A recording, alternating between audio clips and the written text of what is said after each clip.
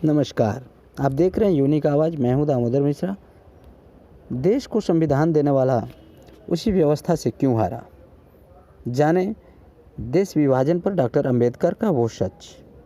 पाकिस्तान के निर्माण, हिंदुओं और मुसलमानों को लेकर डॉक्टर अंबेडकर के विचार बहुत स्पष्ट व तुष्टीकरण की राजनीति से दूर थे। भीमराव अंबेडकर हमेशा दलित और मुस्लिम राजनीति के गठजोड़ के भी खिलाफ थे। संविधान सभा में कांग्रेस पार्टी का बहुमत था। संविधान की प्रारूप समिति के अध्यक्ष डॉक्टर अंबेडकर थे। उन्होंने नए भारत की कल्पना एक ऐसे देश के रूप में की जिसमें सभी लोगों के लिए समान मौका हो। भारत में सभी लोगों को उनकी आस्था और धार्मिक मान्यताओं के मुताबिक स्वतंत्रता दी गई। फिर भी हमारे देश के संविधान की मूल प्रस्तावना में धर्मनिरपेक्ष जैसा शब्द नहीं था। ये शब्द संविधान की मूल प्रस्तावना में बाद में जोड़ा गया है। देश में इमरजेंसी के बाद 1976 में संविधान में 42वां संशोधन हुआ और संविधान की प्रस्तावना में दो शब्द जोड़े गए, सेक्युलर यानी पंथ निरपेक्ष और सोशलिस्ट यानी समाजवादी।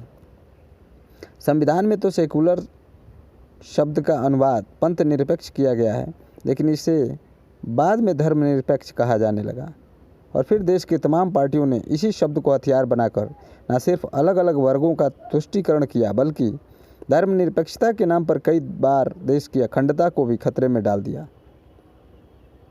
कुल मिलाकर हिंदुओं और मुसलमानों को लेकर डॉक्टर अंबेडकर का नज़रिया एकदम स्पष्ट था और जो संविधान उन्होंने तैयार किया था उसमें धर्मनिरपेक्षता शब्द नहीं लिखा था।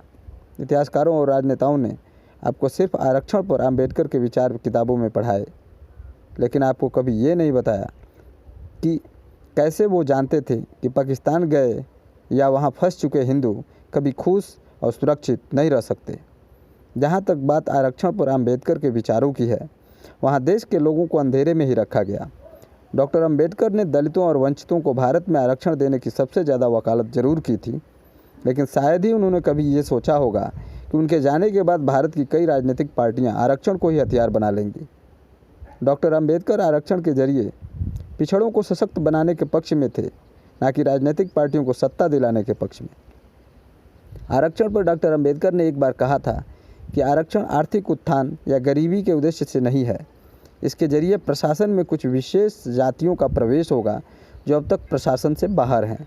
इस वर्ग के लोगों को सरकारी नौकरियों में उचित स्थान मिलना चाहिए। इससे इन लोगों को सत्ता के माध्यम से ताकत मिलेगी और ये सशक्त होंगे। जहाँ बहुसंख्यक आबादी सत्ता में अपने हिस्से से वंचित है, वहाँ कोई लोकतंत्र नहीं है। लेकिन डॉक्टर अंबेडकर के जाने के बाद पार्टियां आरक्षण के नाम पर अपनी राजनीति की दुकान चलाने लगी। हमारे देश के नेताओं को लगने लगा कि वो आरक्षण के जितने बीज बोएंगे उतनी ही वोटों की फसल काट पाएंगे। आरक्षण को जातियों वाली राजनीति का औजार बनाकर हमारे नेताओं ने पिछले 74 वर्षों में आपके वोट लूटे हैं और देश को भी लूटा है। हमारे देश में गरीबी हटाओ के नारे लगाए गए, लेकिन आज भी हमारे देश से गरीबी हटी नहीं है।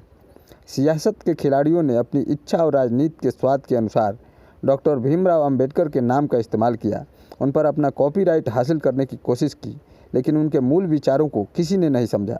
आज भी हमारे देश की राजनीतिक पार्टियां हर चुनाव में आरक्षण के औजार को धार देना नहीं भूलती। इसलिए आज अंबेडकर के नाम पर राजनीति की दुकानें चलाने की बजाय उनकी सोच को सही अर्थों में अपनाने की ज़रूरत है।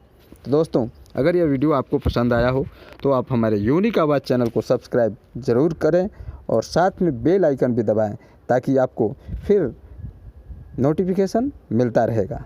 धन्यवाद। नमस्कार।